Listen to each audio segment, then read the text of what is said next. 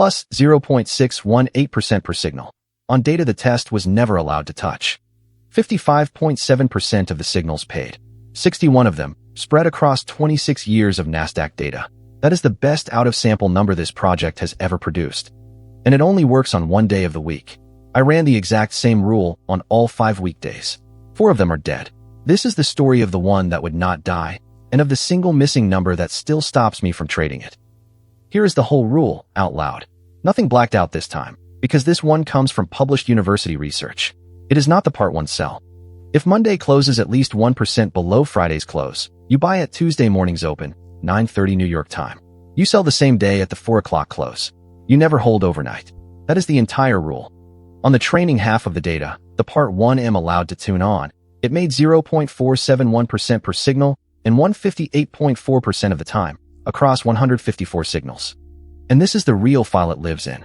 6,490 daily bars, from the year 2000 to this summer. Now the test that kills most ideas like this. If Tuesday only bounces because any day after a big drop bounces, the same rule should work on every weekday. So I ran it on all 5. Monday, after a down Friday, minus 0.309%. Dead. Wednesday, after a down Tuesday, plus 0.111. Too thin to matter. Dead. Thursday, minus 0.140. Dead. Friday, minus 0.085. Dead. And Tuesday, after a down Monday, plus 0.471%. The only day alive. For dead, one alive, on the identical rule. This is not markets bounce after a drop. Something happens between Monday and Tuesday specifically. A pattern with no reason behind it is a coincidence with a fan club. This one comes with a published reason. A 2018 study in the Journal of Financial Economics by a researcher named Birru found that weekend mood leaks into Monday's prices. People come back from the weekend gloomy, Monday gets sold too hard, and on Tuesday the market snaps back to normal. If that story is true, the bounce should exist on Tuesday and nowhere else. Look at the table again. That is exactly the shape it predicts. So I tried to break it. 7 different ways. 1. Demand a bigger Monday drop, and if the story is real the bounce should grow with it. It does. 0.5% down pays 0.340. 1%, 0.471. 1.5, 0.679. 2% down pays 0.790. 2. Split it by decade. 0.503, 0.525, 0.516. 3 decades. 3 almost identical results. 3. Delete 2008 and 2020 entirely. The 2 panic years. Still 0.388% across 185 signals. 4.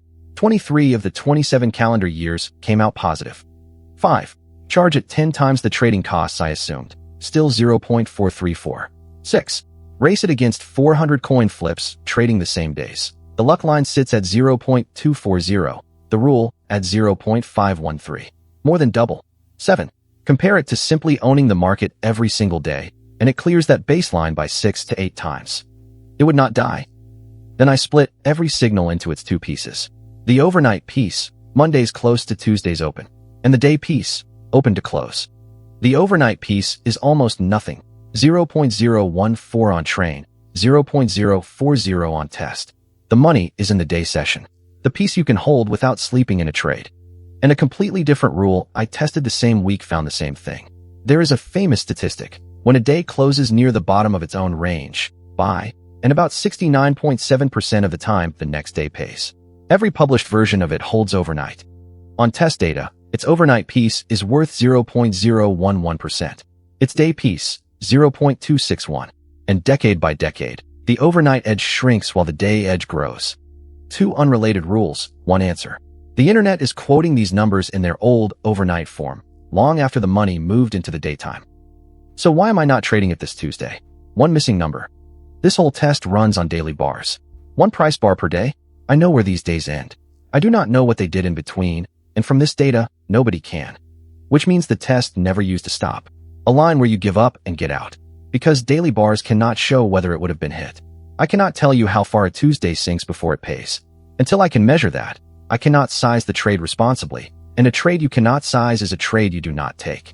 The rest of the small print, out loud, it only signals about 8.3 times a year, and 61 test signals is small, even spread over 26 years.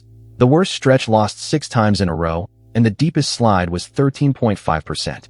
Every figure you have seen is backtested. This is what the test produced, not what you would make. The rule is now frozen. Written down, exact, never to be tuned again. It faces 2 more tests. A rerun on fresh data it has never seen. And once enough 5-minute data piles up, I have 75 sessions so far.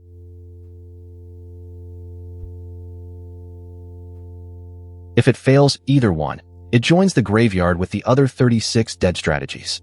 That is the deal every idea in this file gets. Survive every test, or join it.